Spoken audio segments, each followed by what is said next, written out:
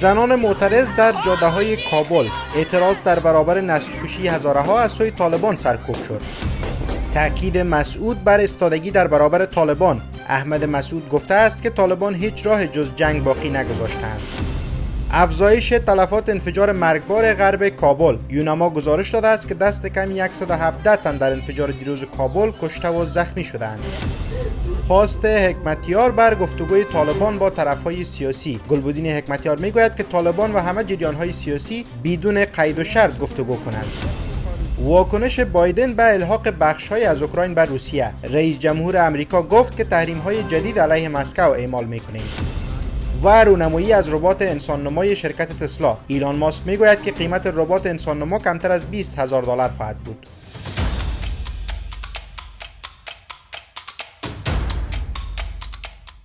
سلام و وقتتان بخیر. به خبرهای ساعت 10 از آماج نیوز خوش آمدید. گروهی از زنان امروز شنبه نوی میزان در واکنش به حمله دیروز با آموزشگاه کاج دست به اعتراض زده بودند. آنان شعارهای مختلف را سر دادند، از جمله این که نسل کشی جنایت است، خاموشی خیانت است، عدالت عدالت، خسته ایم از جهالت، نسل کشی هزارا را متوقف کنید، نه به استبداد و پیش به سوی آبادی.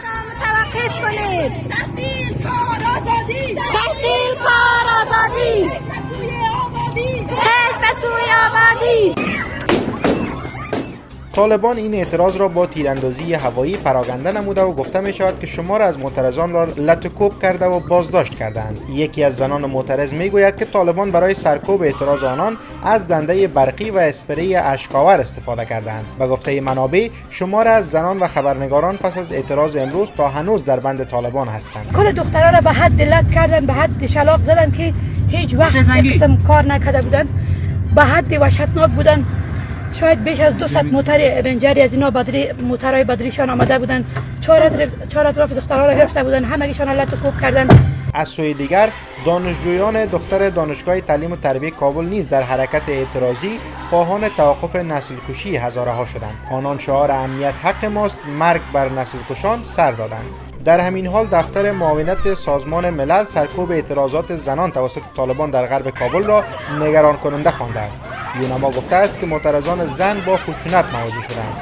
این دفتر از طالبان خواسته است که از حقوق همه مردم افغانستان محافظت و استفاده از اسلحه برای جلوگیری از حق تظاهرات صلح‌آمیز را متوقف کنند.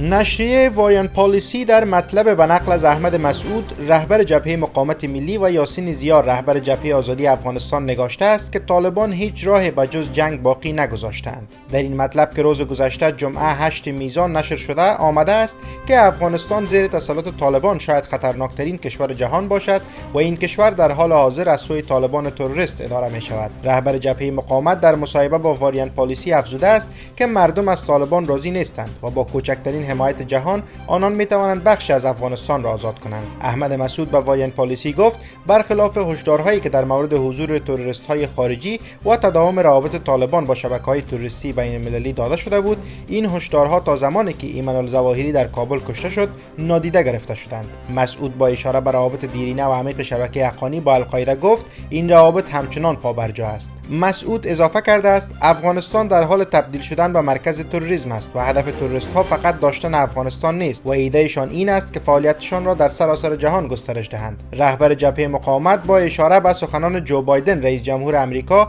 مبنی بر اینکه ایالات متحده از مخالفان مسلح حمایت نخواهد کرد افزود ما در دهه 90 تجربه عدم توجه به شرایط را داشتیم. او بار دیگر از تکرار چنین بی‌توجهی هشدار داده و گفته است این یک اشتباه فاجعه بار است. در ادامه گزارش واریان پالیسی آمده است که کشورهای منطقه از جمله چین، پاکستان و روسیه که از طالبان حمایت کردند در حال حاضر به دلیل خطر تهدیدی که به کشورهایشان از سوی افغانستان وجود دارد ابراز ندامت دارند. این نشریه با اشاره به امضای آخرین قرارداد موقت روسیه و طالبان گفته است که چین هم مشتاق مواد معدنی از جمله طلا، یورانیوم و لیتیوم است و پاکستان نیز به دنبال دریافت زغال سنگ به کمترین قیمت از کشور است. هیئت معاونت سازمان ملل در افغانستان یا یونما تیم‌های را برای جمع‌آوری سوابق دقیق قربانیان حمله بر آموزشگاه کاج در غرب کابل گماشته است. یونما امروز با نشر توییت گفته است که آخرین آمارها از حمله روز گذشته 35 کشته و 82 زخمی را نشان می‌دهد. معاونت سازمان ملل افزوده است تیم‌های حقوق بشر یونما در کابل به ایجاد سوابق دقیق قربانیان حمله بر آموزشگاه در محله هزارانشین کمک می‌کنند. طبق اطلاعات یونما بیشتر قربانیان دختران دانش آموز هستند. با این حال به گفته این نهاد همه اسامی و اطلاعات قربانیان باید مستندسازی و عدالت در مورد آنان رعایت شود. در همین حال شمار از بانوان در کابل و تعداد از دانشجویان در دهلی هند گرد هم آمدند و برای قربانیان حمله به مرکز آموزشی کاج شمع افروخته و دعا کردند. رهبر حزب اسلامی افغانستان گفته وضعیت بحرانی کشور ایجاب می‌کند تا طالبان با گروه‌های مخالف و همه جریان‌های سیاسی حامی صلح بدون قید و شرط بنشینند و گفتگو کنند. گلبدین حکمتیار افزود پس از مذاکرات باید مرجعی تشکیل شود که درباره انتقال حکومت، قانون اساسی و چگونگی نظام تصمیم بگیرد. او تاکید کرده که در مذاکرات خواست طرف‌ها نباید حکومت ائتلافی باشد، بلکه هدف فقط تشکیل مرجع تصمیم گیرنده باشد. به گفته وی اعضای این مرجع را باید مردم انتخاب کنند. آقای حکمتیار پیشنهاد کرده که در جریان یک سال آینده این مرجع تشکیل شود. این گفته های حکمتیار در حال مطرح می شود که چهره های سیاسی داخلی و بیرونی همواره از همه شمول نبودن حکومت طالبان انتقاد می کنند. موږ په ټولو لورو باندې غږ کوو چې راشئ دا جنگ روان ناامن وضعیت د هیچا په ګټه نه ده. جنگ زموږ د دشمنانو په ګټه ده. هغوی تپله، هغوی ترې ګټه اخلي. دا جګړه باید پای ته ورسوي. رئیس جمهور امریکا الحاق بخش‌های از اوکراین به روسیه را محکوم کرده و گفته است که با متحدانش به طور مشترک تحریم‌های جدید علیه مسکو اعمال می‌کنند.